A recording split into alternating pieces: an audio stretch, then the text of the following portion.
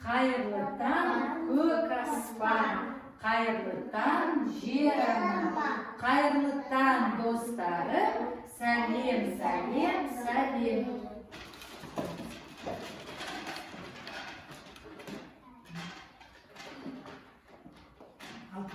Балалар, қараңдаршы, суретке қараңдаршы.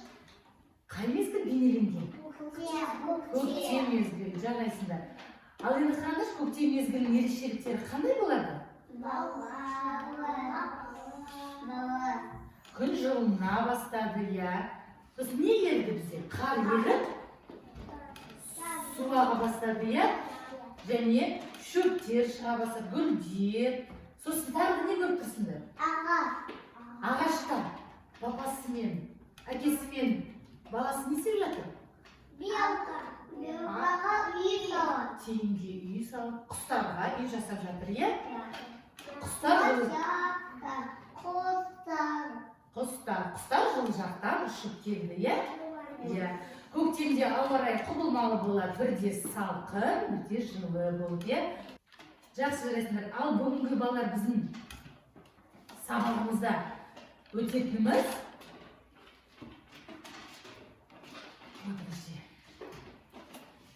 қазір балалар не сендерге жұмбақ жасырам. Қане мұқият тыңдаймыз. Айжан. Басында бар екі антенна. Өзі болса үйде отырар. Қозғалысы оның баяу, жолы оның сәтті. Не деп ойлайсыңдар балалар? Улитка, дұрыс айтасың, Алтын. Улитка. Мінеке қараңдаршы, улитка. Мінеке екі антеннасы бар, я? Мінеке екі антеннасы, ол екі мүйізі бар, я? Және үйде отырар дегенде, мынандай қатты қабыршағы бар, я? Бұны қабыршағын орысша ракушка деп айтамыз. Қане қаталышы? Қабыршағы ракушка. Ал ұлу орысша улитка болады. Қане қайталайшы? Ұлу улитка. Улитка. Жақсы. Ал енді осы ұлуға ұқсас тағы қандай? Қандай жәндік бар, білесіңдер ме? Осы ұлуға ұқсас. Бұл не бала? Черепаха, тасбаққа, я? Тасбаққа да ұлу сияқты. Өзімен бірге өз үйін тасып жүреді, я? Я. Дұрыс, қада суық болған кезде олар өзінің үйшігіне тығылып қалады, я? Жиналып. Балалар, қараңдаршы, онда несі бар? Көздері бар, құлақтары бар да, құлақтары бар, және мынау өзінің үйшігі, қабыршағы бар да, ракушкасы бар. Ұлу негізі олар көрмейді, естімейді, бірақ жарық пен қараңғыны ажырата алады. Ұлулар суда да, құрлықта да тіршілік ете алады. Қолайсыз жағдайда олар өзінің қабыршағына кіріп кетеді, я? Кіріп тығылып қалады. Олар өте ақылды жануар болып келеді. Олар өзінің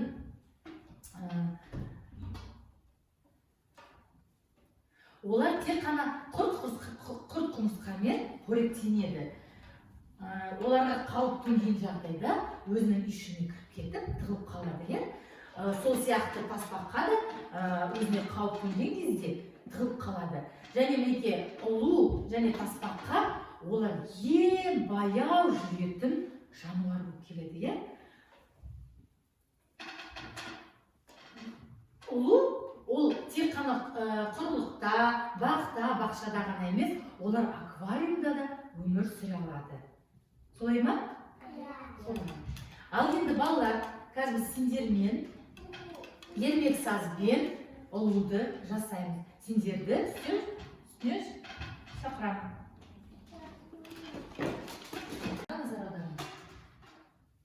Бұл ермек саздан жасалған ұлу. Қазір сендермен ұлудың қабыршағын, денесін, басын жасайтын боламыз, иә? Біз ұлудың қабыршағын қандай түспен жасаймыз? Бұл қандай түс? Коричневый, ал қазақша қалай айтамыз? Қоңыр түсті ермек сазбен. Ал ұлудың денесін, басын сары түсіне жасаймыз. Және көзі мен құлағын қара түсті ермек сазбен жасайтын боламыз. Ең бірінші апа мен сендерге көрсетем. Мұқият қараңдар. Ең бірінші қабыршағын жасау үшін қолымызбен ермек сазды жібітеміз, иә? Жұмсарған кезде ермек сазды дөңгелетеміз.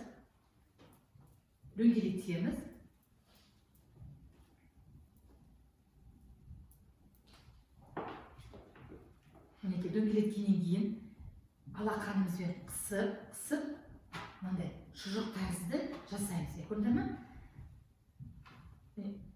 Осындай жасап болғаннан кейін тақтайшаға қойып, қолымызбен илейміз.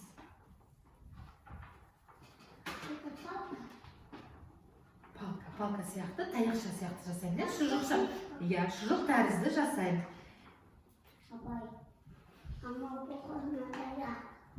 Таяқша ұқсайды, иә?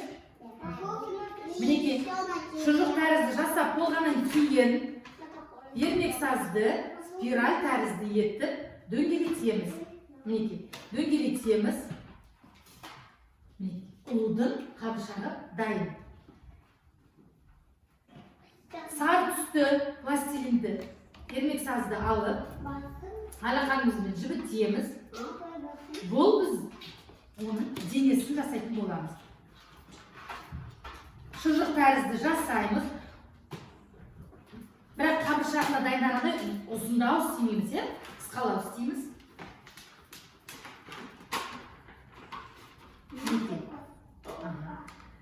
Шұжық тәрізді жасағаннан кейін, мынау басын қою үшін сәл ғана бүгеміз. Бүгіп болғаннан кейін мінекей қабыршағын қоямыз. Сосын басын жасаймыз. Басын сарының қалған бөлігінен басын жасау үшін дөңгелетеміз.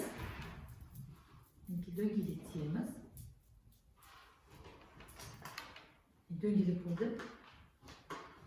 Қоямыз. Ал енді көзі мен құлағын жасау үшін қара түсті пластик ермек сазбен кішкентай ғана пластилинді аламыз, дөңгелетеміз.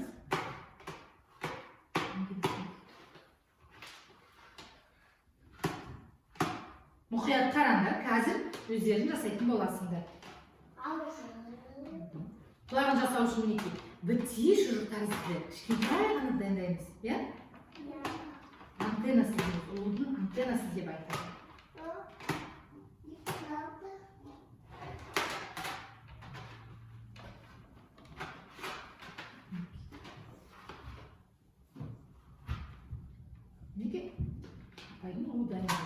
Ұқсай ма? Ұқсайды. Ал енді жұмысқа кірісеміз. Қоңыр түсті ермек сазды алып қолымыздың алақанымызға Ерасыл, Дария, қолымызды жібітеміз. Аяғын былай жібітеміз. Алақанына қатты қысып қоя ғой. Қазір жібет кішкенесін.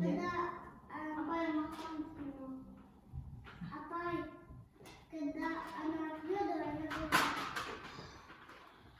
жарайсың. Алда қанекі жібілмес сенікі? Қанекі кімдікі жібеді? Енді екі алақанның ортасында ясың. Аяжын. Жасаймыз. Ұзындау жасаймыз. Шұжық тәрізді, иә? Сосын спираль түріне айналдырамыз.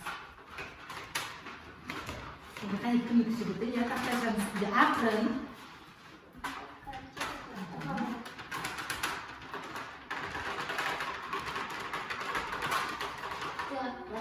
Алдан қайын алақанымыздың Ерасыл, істеу. Ұзындау істейміз. Ерасыл, қанекі істеу, жақсы. Ұзындау Bir қолымен тақтайшаға ұстап тұрмын, қозғалмаса. Бұл ұлудың қабыршағын дайындаймын. Ерасыл қанем саған көмектесейін бе? Аламын. Дария, қане сала ғой, енді тағы қатар-қатар басады ғой. Аяжан жақсы. Ол дайын болды. Қазір көрсетсем қалайсың. Дария, кішкене.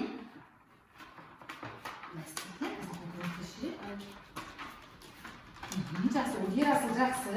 Уже ұлудың қабыршағын дайындап қойды. Қанеки, енді кім дайындады? Аға, Нұрислам жақсы. Дария, мен мында ұзында үстеу керек, неке? Ұстап тұрып. Нұрислам. Ал енді, жасадық қой шұжық тәрізді, иә, ұзында. Енді спираль түріне айналдырамыз. Қанеки, айналдырамыз. Қолымызбен, Ерасыл. Жасадың ба? Аға, жақсы. Айналдырамыз, алтына. Айналдырамыз. Аға, жақсы, жарайсың. Қане, Нұрислам. Енді тақтайшаның бір шетіне қойып қойып, бір бөлігі дайын ұлудың. Аға, қатар басамыз, ұзында жасаймыз. Айналды, енді былай. Спираль тәрізді айналдырамыз. Жақсы, алтына, айналдыра қойшы неке осы. Айналдыра қой, спираль тәрізді. Аға, болды. Аға, енді айналдыра қой. Айналдыра. Ой, жақсы. Енді бір бөлігі дайын қабыршағы. Тақтайшаның бір шетіне қойып қоямыз. Айседе бір шетіне қойып қоя ғой. Ой, жақсы. Жарайсың, Айжан.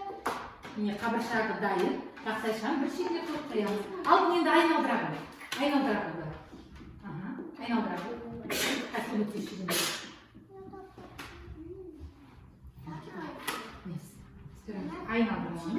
Айналдырамыз. Дайын. Ұлудың қабыршағы дайын. Ал енді, балалар, қолдарымыз кішкене шашап қалған шығар, иә? Қолымыз жаттықтырып жейміз ба?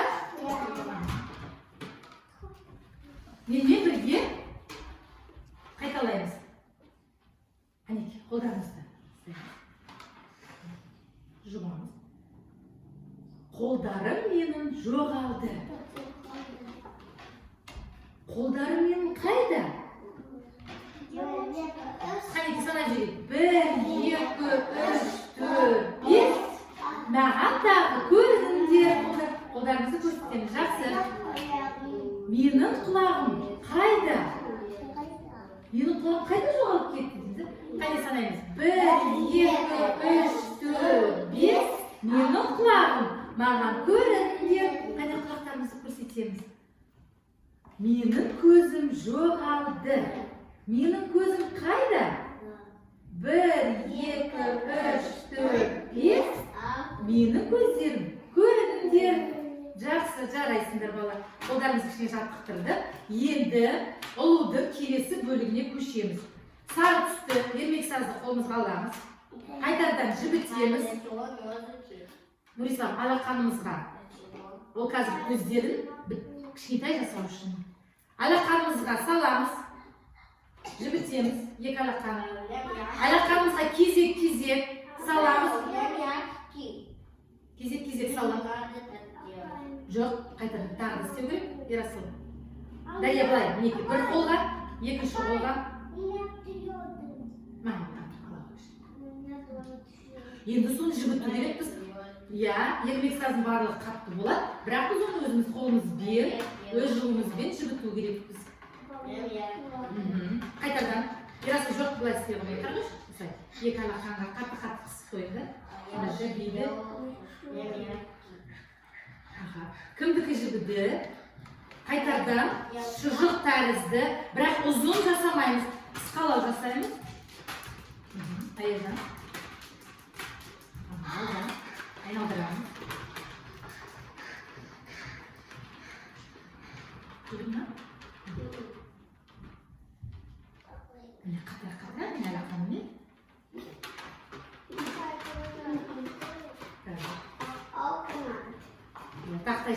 Таяқша шұжық тәрізді, бірақ ұзын жасамаймыз. Көрді ме? Кішкене қысқалау керек. Міне жасадық па? Осы сары ермек саздың бір бөлігінен кішкентай алып қаламыз, басын алып қалу керек, иә? Басын жасау үшін кішкене ермек сазды алып қаламыз. Бұл басын жасайсың. Ал енді қалған бөлігін Аяжан, қане, ермек сазды. Мынау кішкентай басын жасайсың, ал мынада денесін жасайды. Жақсы. Алдан, қане, кішкентай бөлім қалдырайық жасай. Бөлім алып қой. Бұл басын жасайсың. Қане. Так, кішкене.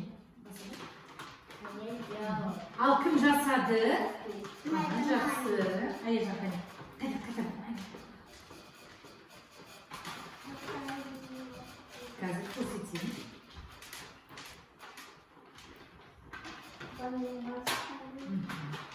Ал қане кім жасап болды? Дария, так, кішкене. Сәл өзіңді болған. Аяжан сенікі жетеді. Ал жасап болса, не? Шұжықтарды жасадық қой, иә? Бір шетін бүгеміз. Және үстіне ұлудың қабыршағын қоямыз. Орналастырамыз, иә? Мінекей. Ярослав, қоя ғой үстіне. Жақсы. Алтын болды, бір құлағы қалды. Аяжан бір құлағы қалды жасауға. Ярослав болды. Әне болған жұмыстарымды тақтайшаның шетіне қойып қоямыз. Тақтайшаны орналастыра қойып. Аузына салмаңыз. Они должны на голове быть. Алдан жақын қойыңыз. Да, на голове. Жақсы. Дария болды. Аяжан бір құлағы қалды. Айзере.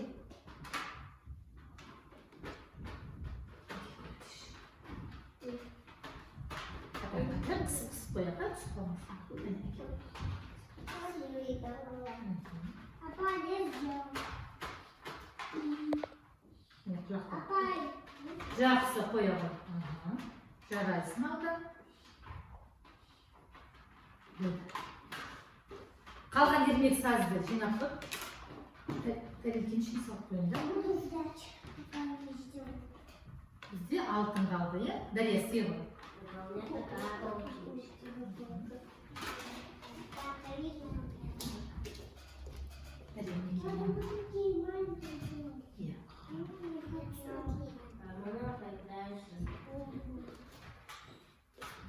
Әзір жоқ, кішкене көбірек ашын болсын. Көбірек қаламыз. Енді саусағын ұшымен айналдырамыз. Айналдырамыз. Жақсы. Енді орнынан орналастырalım. Жақсы, алдан қанеке, жақсы. Жарайсын алдан. Болды. Алтын. Алтында болды. А мы что? Жақсы. Дария болды. Ал Аяжан бір құлағы қалды, иә? Мінекей Аяжан. Не жасап қойдың бұл құлағы? Или орналастыра ғой? Орналастыра ғой. Жақсы. Болдық, иә? Керемет жарайсыңдар балар. Дария бір құлағын орналастыра ғой? Болды. Жақсы. Енді қолымызға алып, бір-бірімізге көрсейші жұмыстарымызды. Қандай керемет ұлу жасадық, иә?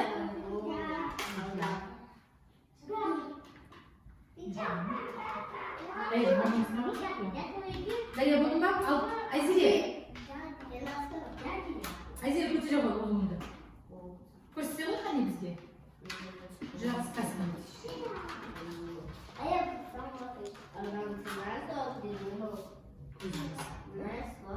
Жасадың қойсын.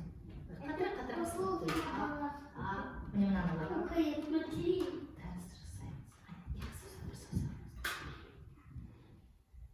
Шұжықтарымызды жасаймыз. Ал балалар жарайсыңдар. Ұлуды біз жасап болдық. Қане бір-бірімізге көрсейікші ұлуымызды. Қане көрсетемін. Жұмыстарымызды Айжан көтере қойып. Жақсы. Алдан қане көрсетемін ұлуын қане. Айзен. Жақсы. Міне керемет ұлу жасадық, иә? Ал енді балалар қолдарыңыз ұлуларды қойыңдар. Тақтайшаның бір шетіне қоя қой. Қолдарыңыз сүрте бар. Жұмыс жасап болғаннан кейін қолымызды сүртеміз, Ерасыл. Қолдарыңыз сүрте қойыңдар. Мінекей. Ол қалды. Алтын. Мына. Бірінші міне сумен сүрте қой. Ол қалды. Иә. Мына зира. Жақсы.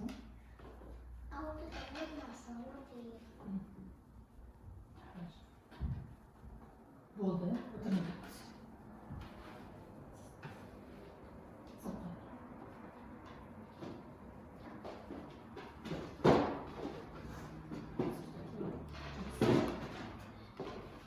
Ал балалар, енді біз сабағымызды қорыта келгенде, бүгін біз ұлу, ермек сазан ұлу жасадық, да? Ал Ханика, айтыңдаршы, ұлуға не жасадық біз? Бұл несі ұлудың? Қабыршағын жасадық. Және ұлудың мына несі? Денесін жасадық. Екі көзін және құлағын. Бұл ұлудың бөлшектері, иә? Қабыршағы, денесі, көзі, басы, құлағы. Жарайсыңдар. Ал айтпетіңіз, Ханика, қандай түстен жасадық? Қабыршағын қандай түстен жасадық? Қоңыр түстен, денесін сары түстен жасадық. Көзі мен құлағын қандай түстен жасадық? Қара түстен жасадық. Жарайсыңдар, балалар. Керемет жасадық. Керемет жұмыс жасадыңдар. Ал балалар, енді менде алдарында тұрған смайликтер. Бүгінгі сабақ сіздерге ұнаса, көңілді смайлик, ұнамаса, көңілсіз смайликті көрсете қойыңдар. Дария. Жақсы, қане бір-бірімізге көрсетеміз. Жақсы, жарайсыңдар, бүгінгі сабақ ұнады деп көрсеттіңдер, иә? Алтын қане көрсете ғой? Жақсы, алтынға да ұнады. Балалар, сабақ сіздерге ұнады ма? Ұнады. Жақсы, жарайсыңдар. Осымен бүгінгі сабағымыз аяқталды.